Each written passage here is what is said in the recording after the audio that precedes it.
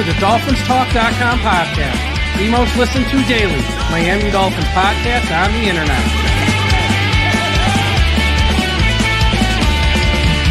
Miami's got the Dolphins, the greatest of all. Come on, Dolphins fans. Time to fins up. We're in the air, we're on the ground, we're always in control.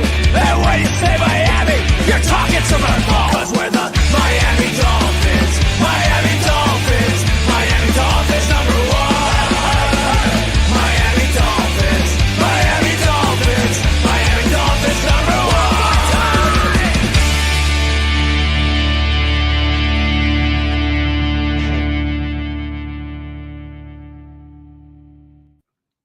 Good evening, Miami Dolphins fans. How are you today?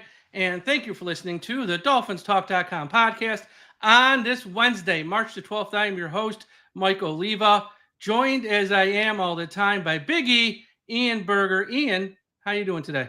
I'm good, man. 2 Wednesdays in a row. We need to start making this a habit. I know, really. It's like we're back in mid-season form here in March, as we have a lot of news to talk about in the world of the Miami Dolphins. It is the first day of the new league year officially. So some of these signings have become, Happy New Year. And we have another signing that happened today, or a re-signing that myself and Tom did not talk about last night. So we'll talk about that. And now, a few days in, the Dolphins have made their first moves here.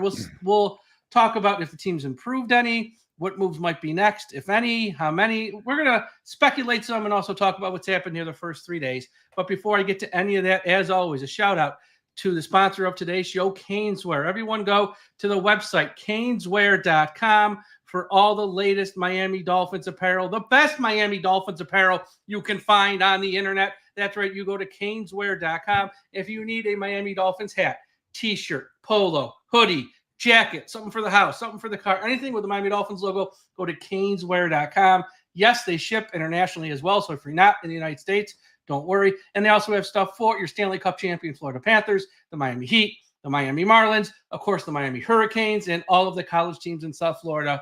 Ian knows, he goes to Caneswear. Everyone go to caneswear.com to get Miami Dolphins stuff. And also, if you haven't signed up for Dolphins Talk Extra yet, what the heck are you waiting for? Patreon.com/Dolphins Talk. Sign up for $3 a month. You are automatically entered to win a very rare Tyreek Hill bobblehead doll.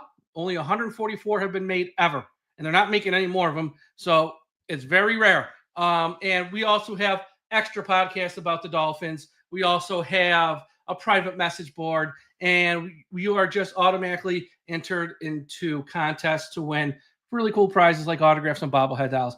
Patreon.com/Dolphins Talk. Patreon.com/Dolphins Talk. It's the best $3 you'll ever spend. All right, Ian, let's talk with the really only Miami Dolphins news of the day that's like not new news. They re-signed linebacker Tyrell Dotson, 2 years, $8.5 million. In his career, he's played 76 games. He started 27 of them. And 22 of those starts have come in 2023, 2024, the last 2 years. Last year in Miami, he came to the team midseason after Miami let go of David Long. He played in 8 games. He started 3. In those 8 games, he had 3 interceptions, and he had 36 tackles, and was a pleasant surprise from when he joined the team. Now, with a lot of these signings we've had this week, it's the same thing here. Tyrell Dotson's a very good player. He's a nice player. I like him more when he's coming off the bench, though. I don't know if I want him to start for the Miami Dolphins this year, but this was, I think, I'd like to say low-hanging fruit, Ian. A good signing, not a ton of money, for a good football player. Not a great player, but a good, solid football player that you want on your team, who really earned this contract because he really did play very good football in those 8 games last year for Miami. I just remember the first game he played for the Dolphins. What was it? He had an interception his first game with the Dolphins. And I believe so, yes. I'm like, what a great way to impact a new football team that you're playing for. And, like you said, he may end up being better suited for kind of an off the bench role player, but also maybe he's better fit for our system. And maybe Anthony Weaver and the group on the defensive side can figure out a best way to use him. But I think this could be one of those feel good stories where joined us halfway through the year last year, and then now he makes an impact. Like he made somewhat of an impact during the 8 games he was here, but maybe that continues, right? Who did we see that with, by the way, that ended up being a Pro Bowl player? Zach Sealer, right? Yeah. He came in, he wasn't that much, and then all of a sudden he became a Pro Bowl player, and he got a beautiful contract because of it. I just hope we need to find some of those guys, and I know we're going to talk about how much money has been spent, but we need to find some of those guys that maybe underperformed a little bit from the prior team. Exactly. Put them in the system, put them in a position to succeed, and maybe they can, because they don't have a ton of superstar talent. They can actually rise up and do some good things. So we'll see. Yeah, I know Miami started this offseason with about 25 million. I don't have the exact number because things are still kind of fluid, but I believe they're around 10. Now, with that 10, here's the deal. They can obviously create more. They haven't gone to the bank of Tua yet, and if they want to, they can create 19 million right there alone if they choose to. The fact they haven't tells me that they probably won't, because if they were going to do that, they would have done it at the start of this week to have money to go out there and maybe sign a big fish. They haven't gone to that yet.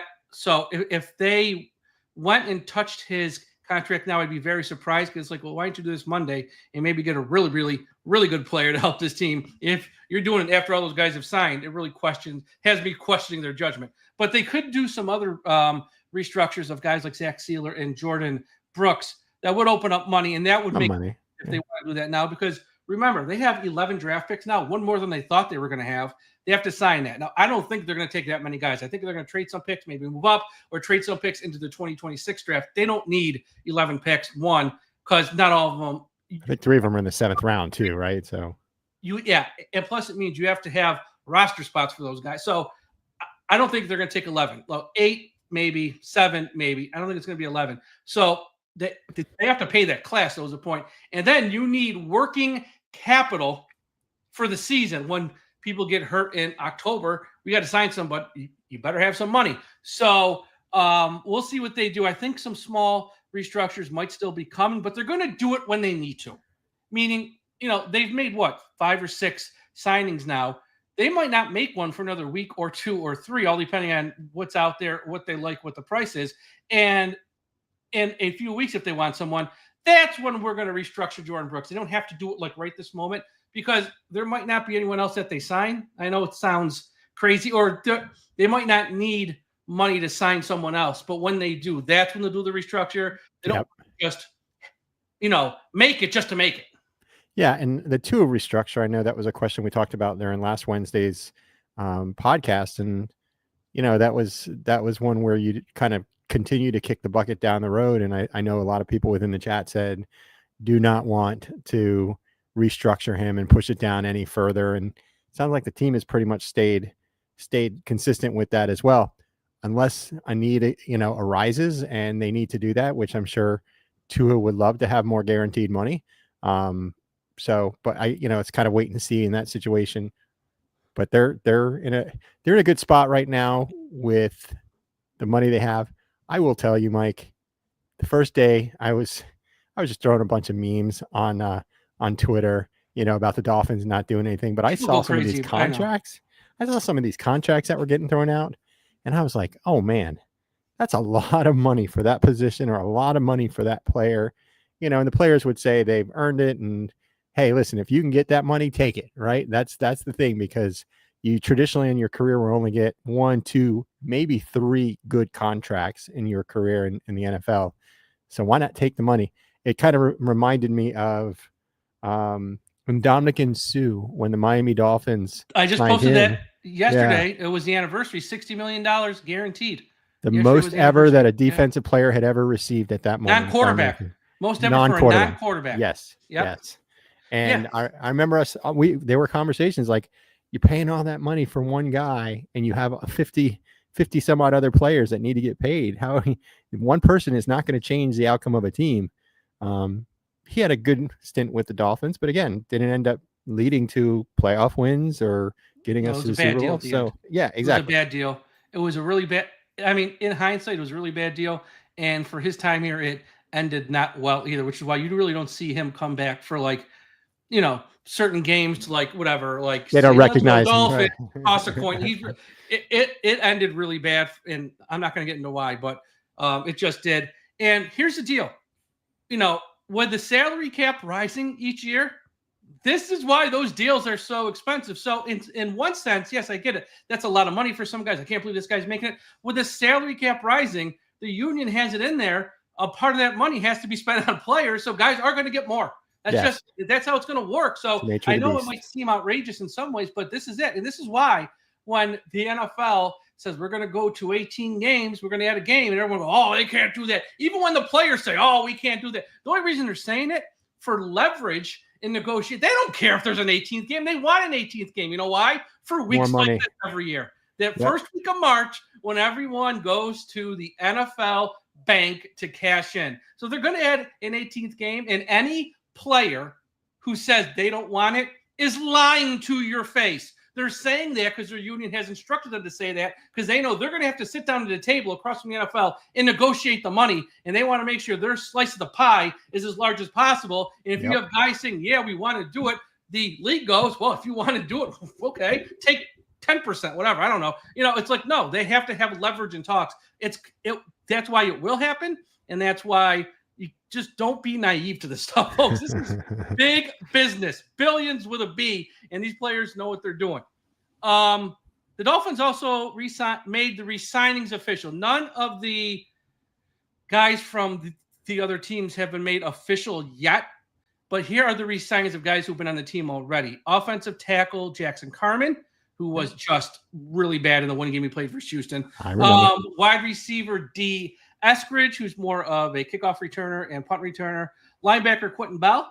Safety Elijah Campbell. And I know like earlier this week, it was also defensive tackle Matt. What's his last name? I don't know if I wrote down. Well, they signed a guy who was on a practice squad. I wouldn't really worry about it. So I remember. Yes. Yeah.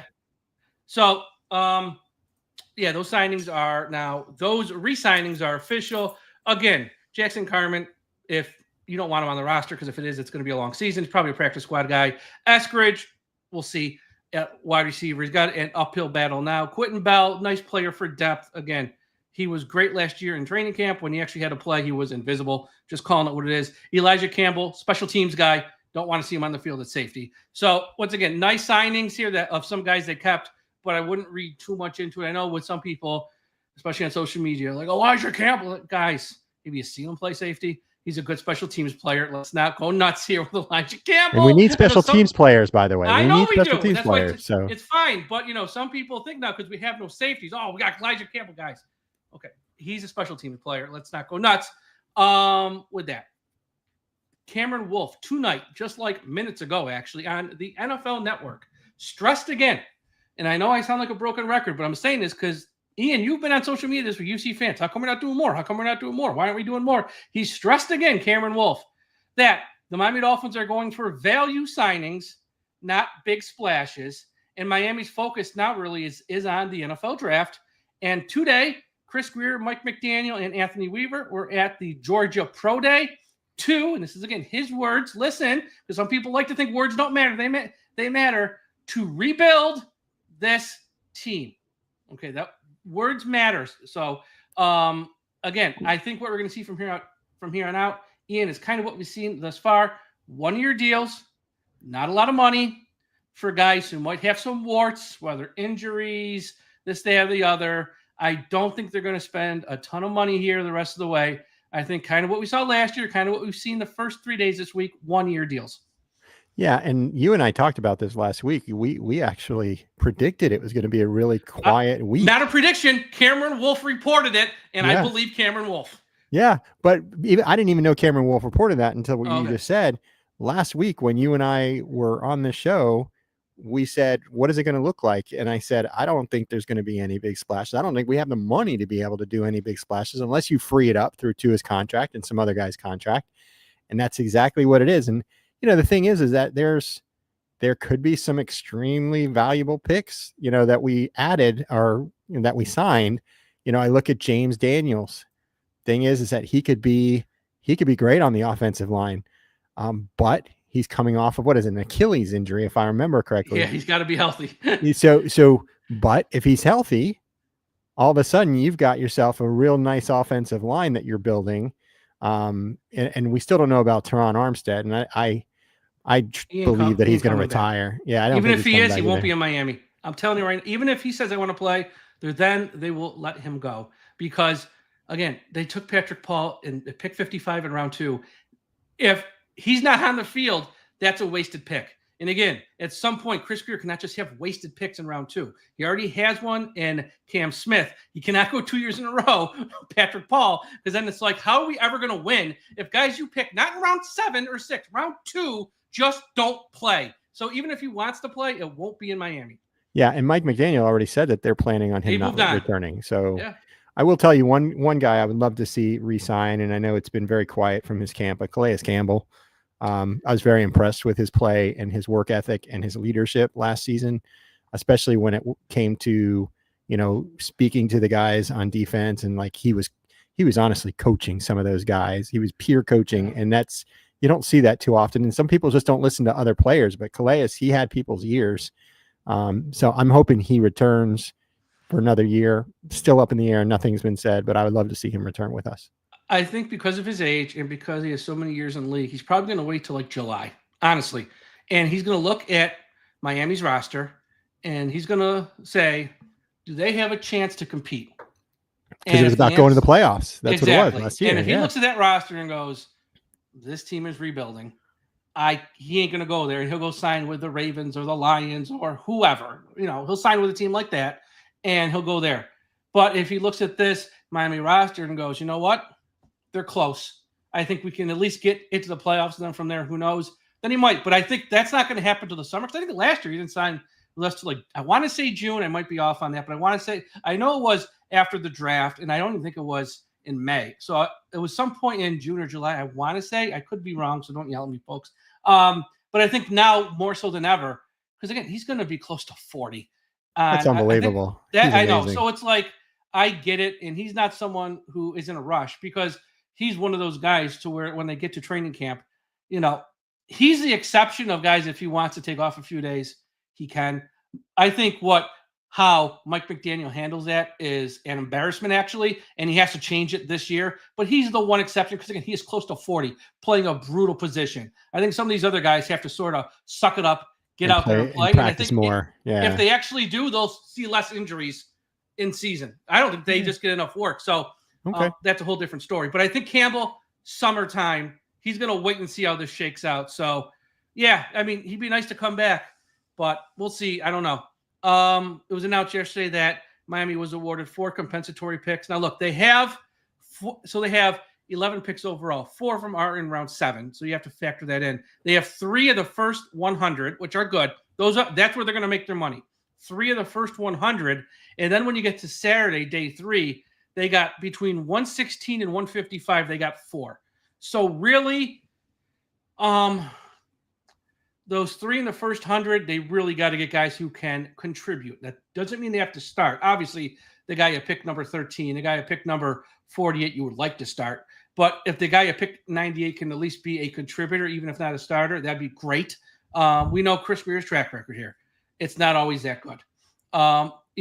Channing Tindall was a top 100 pick. Cam Smith was a top 100 pick. Noah Igbenogany was a top 100 pick. Liam Eichenberg was a top 100 pick. I could go on and on and on and on. Sure. But he really, because they have so little money to spend right now, and they're not going to restructure some of these deals, it looks like, and they're only signing some of these guys for 1-year deals, he really needs to knock this draft out of the park more so than ever for this roster to improve, Ian.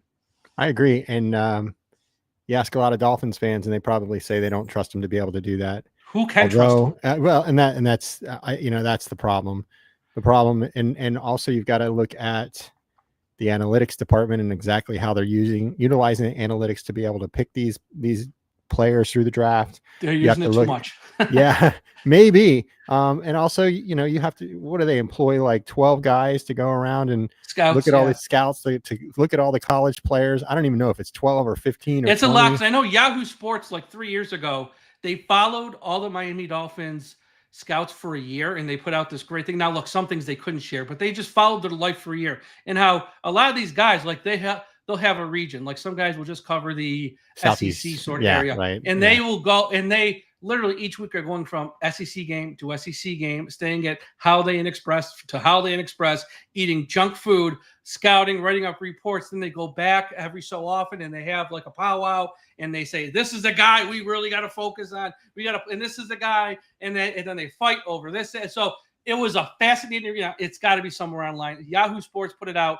It was awesome. And every NFL team's like the same way, but to get that insight, they really put in a lot of man hours with the scouts for a full year to follow them all around. Yeah. I mean, you look at what we did last season where we picked up Chop Robinson early on.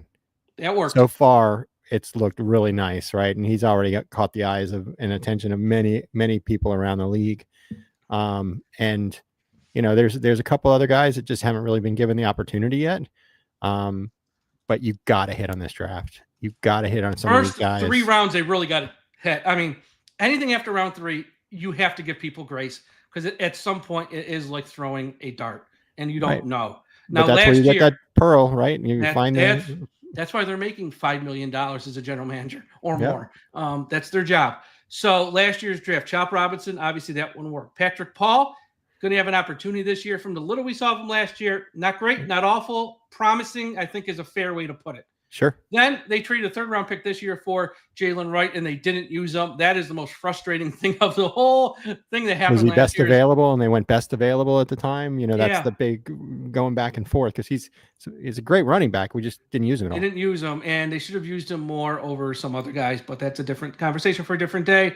Mohamed Kamara, with all the injuries they had last year, Chubb, Phillips, Shaq Barrett quits. Mohamed didn't get a lot of playing time, and when he did, it was blah. So hopefully but again, he's a 5th-round pick rookie. You don't expect him just to walk out there and make plays. Hopefully he can improve from year 1 to year 2 and at least be in the rotation.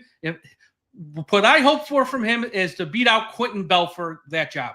I hope that come August, Quentin Bell, we are letting go, and Mohamed Kamara has outplayed him in camp. That's like what you hope for with Mohamed Kamara. He's not going to go out there and start. You have to be realistic with this stuff. Malik is a good one. That's 4th wide receiver right now for Miami. That's also punt returner, kick returner too. Yep. And he's definitely got some legs on him. So, I mean, not bad for, what was that, a 6th-round draft pick? 6th-round draft pick, Malik Washington. So you hope for the best there. Like I said, right now you can pencil him in as their 4th wide receiver, which means he'll be on the field. And he is also their lead return guy in punt and kickoffs, which is a very big role. The next pick is I like to call Enigma in Patrick McMorris, who played well in training camp, then got hurt, was out for like 10 or 12 weeks of the regular season.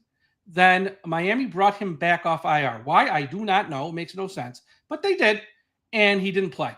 But even what they said yesterday in Miami, which, again, you follow this stuff long enough, and I say this with love, they are lying through their teeth. When Javon Holland signed with the Giants, they said, look, we got Patrick McMorris. Well, we are very high on Patrick McMorris. Like, guys, come on. Look, you can be high on Patrick McMorris, but do not tell me that is the reason you let Javon Holland walk. That is a lie. You are not being truthful. We'll see with Patrick McMorris. He has a golden opportunity. Because Miami, even the guys they signed, are not guys you want to see as starters. So Patrick McMorris, if he is good this summer, has a chance to start.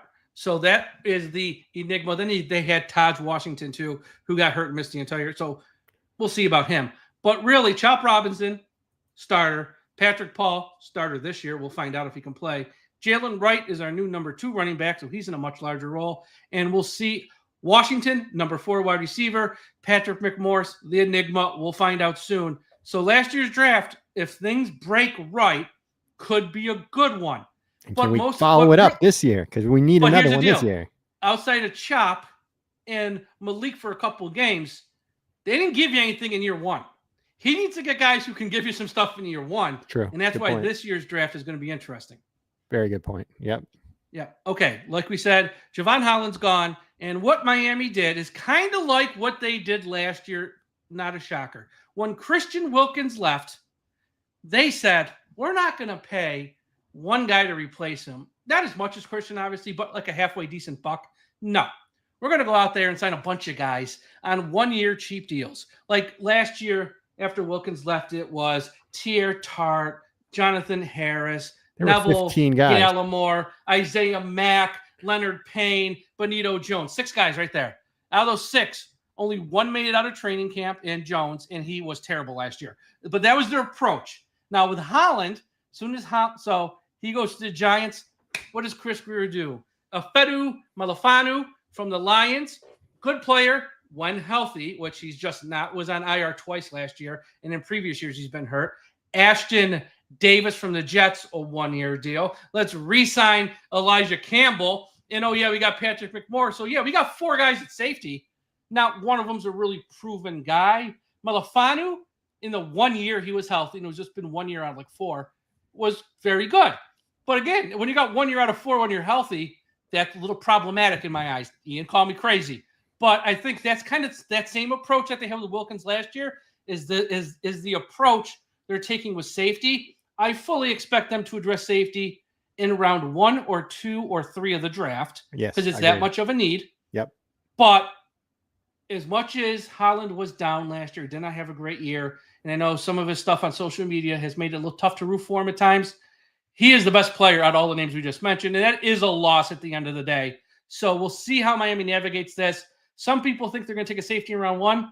I don't think that will happen, but I do think round 2 or 3 very much in play for a safety.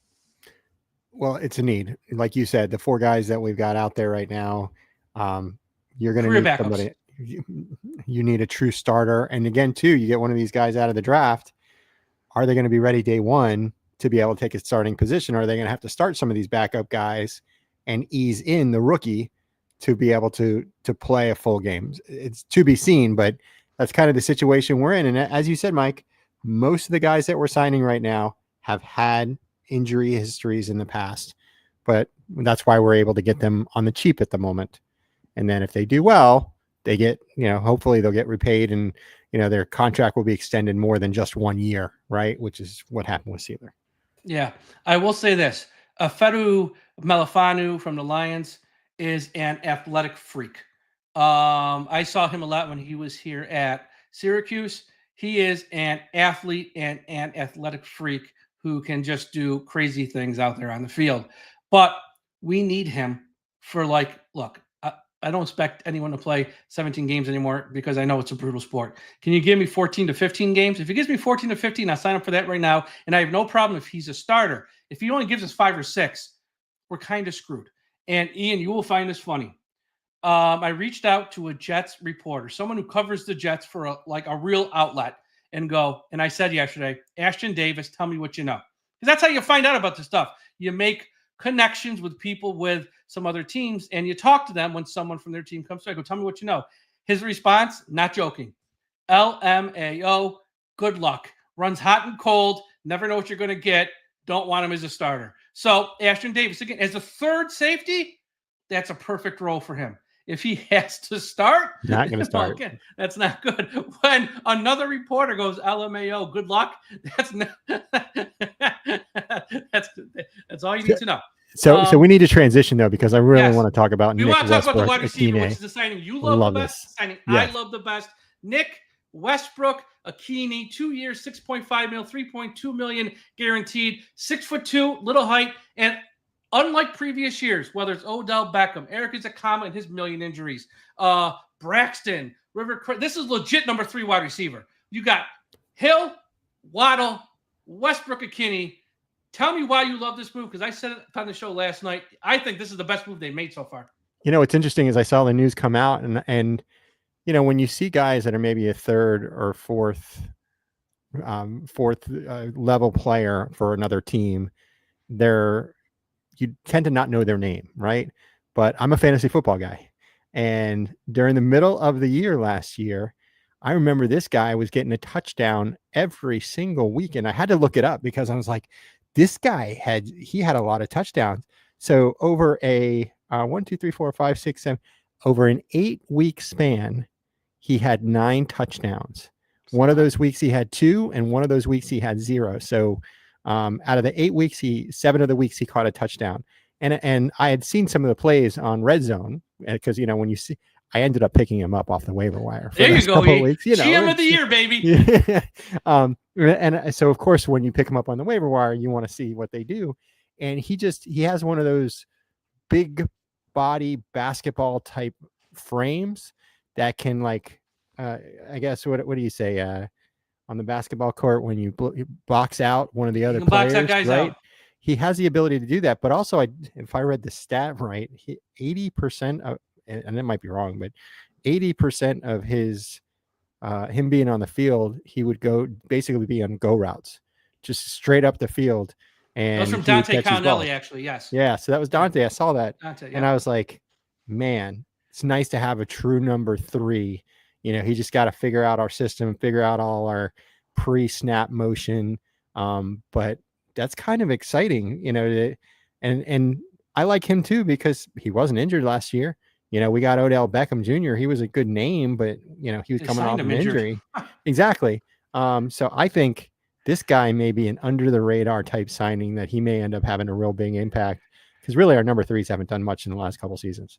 Well, no, because they paid their number 1 and their number 2 $30 million each. It's tough to continue to invest in a third wide receiver, but they need to, because people get hurt, and plus you got to have that third option. Jonnu Smith was a great third option last year, but he's still a tight end at the end of the day. He's not a receiver. He's still a tight end. They need that legit number 3 wide receiver. Hopefully now they have it with this kid. Like I said, out of all the signings they made, I know some people probably say they like James the best there, the offensive lineman.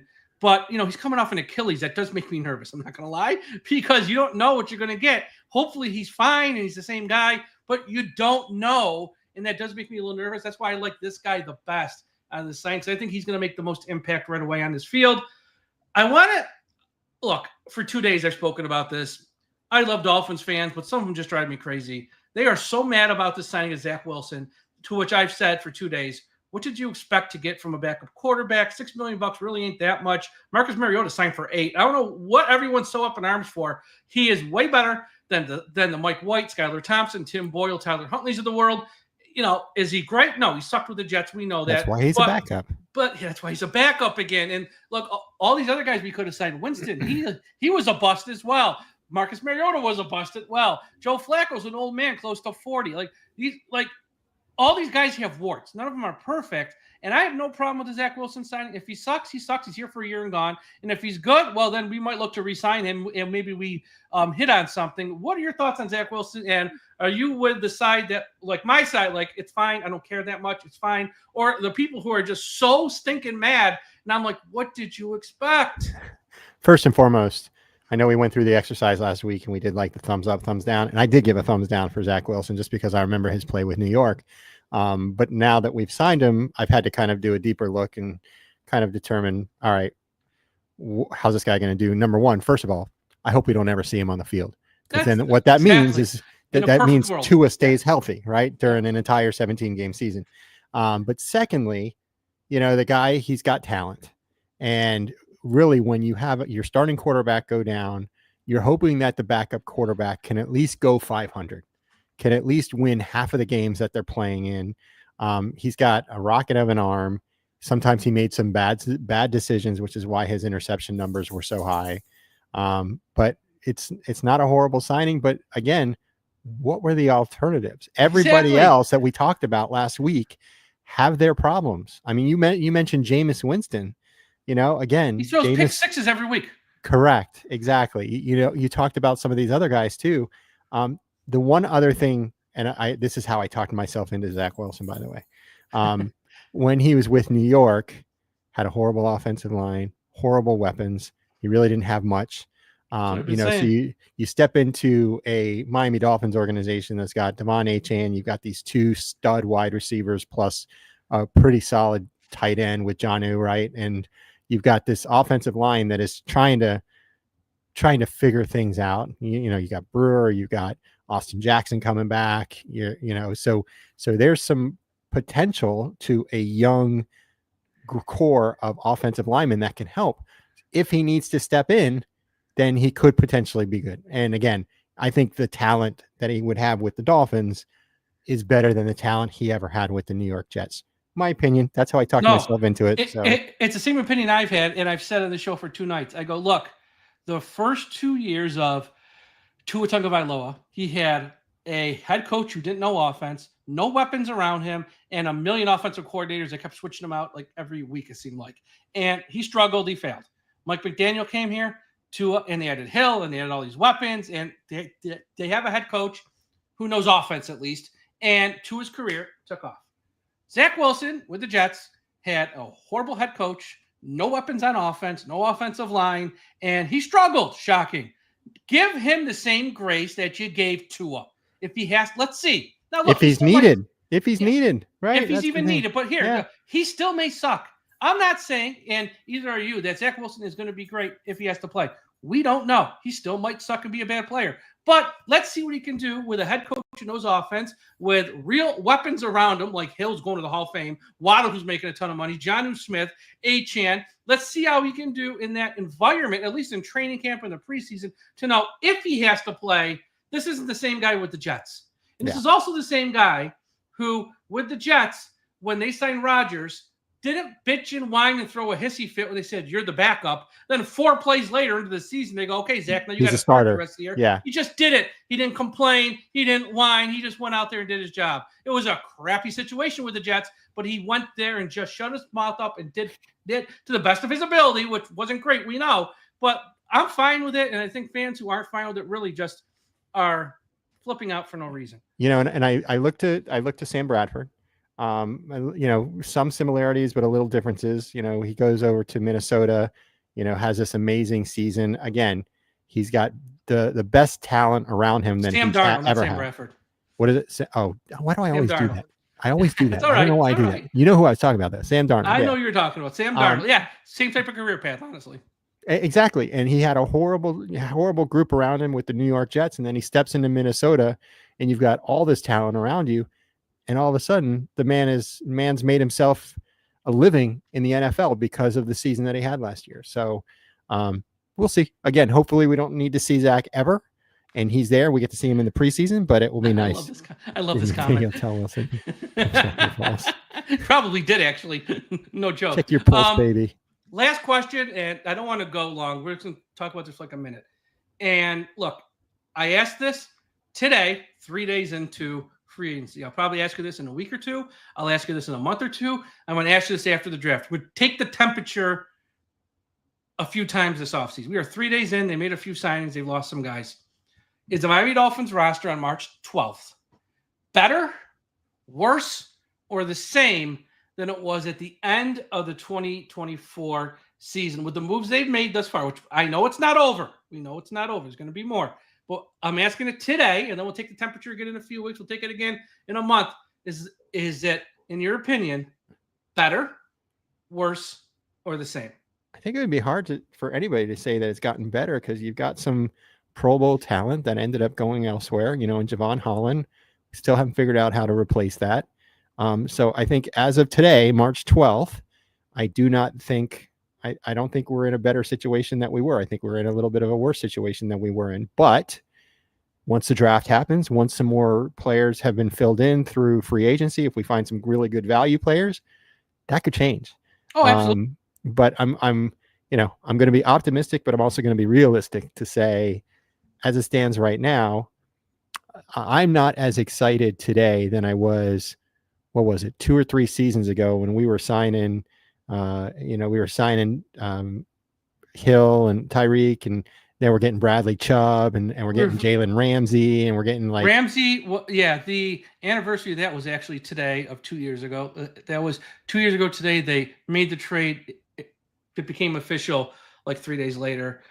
Chubb was in season. Hill happened. I think that was in March. Hill, but yes, I'm with you. It's not improved, and I wouldn't argue someone who said it's the same or it's worse because it is in between that. We've signed it's incomplete. Guys. That's the other thing. Well, it's incomplete at the moment. But for the exercise we're doing, we're not going to be complete. I know. I would say with the safeties they signed, they have pieces for depth. I don't know if they have one true starting safety on this roster. But they did sign guys for depth because they do need that too. So I can't knock them for that. At linebacker, Tyrell Dodson, again, will he start this year?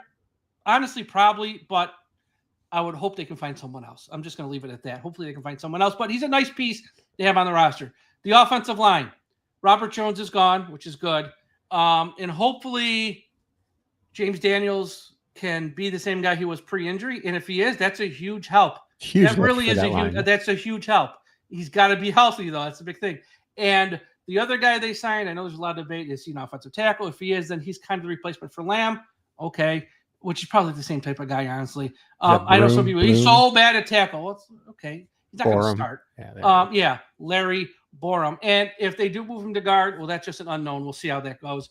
But it's a new face, at least. I don't have to watch Robert Jones fail again. If this guy fails, at least it's a new face, and let's say, well, we tried something. And I'd rather have that than watching Robert Jones get knocked on his ass again and again and again. Sometimes you just got to try something new. So I'm fine with that signing. But again, they haven't improved, but they roughly the same. I will say this. The Patriots spent a lot of money. They had a lot of money to spend. Their defense is no joke. Now, they haven't really fixed the offense yet, and that is a big deal in this league. But their defense is no joke. And they have a real head coach now, and that's a team to keep an eye on here. Because I know everyone's trying to catch the Bills. I get that. The Patriots are coming quick. And that's a team to keep an eye on because they have figured it out on one side of the ball. Now we have to see if they can do anything on offense, add some wide receivers, give them a running back. Because they have nothing around May. They have absolutely nothing. And I have a lot of confidence in May, unfortunately. I think he's really good player. I said that pre-draft. I liked him a lot last year coming into that draft. And he played well last year with nothing around him. But they have an amazing defense. So that's just keep an eye on that team. They're coming quick. They're not going to be the team we look at on the schedule. Those are 2 wins. Saying easy dub. No. Those days are over. This is a real team now, especially with that head coach who knows what he's doing. So we'll see. We will see. Ian, thanks for joining me tonight. Everyone, thank you for watching and listening to the DolphinsTalk.com podcast. Wherever you're listening to this podcast, please subscribe.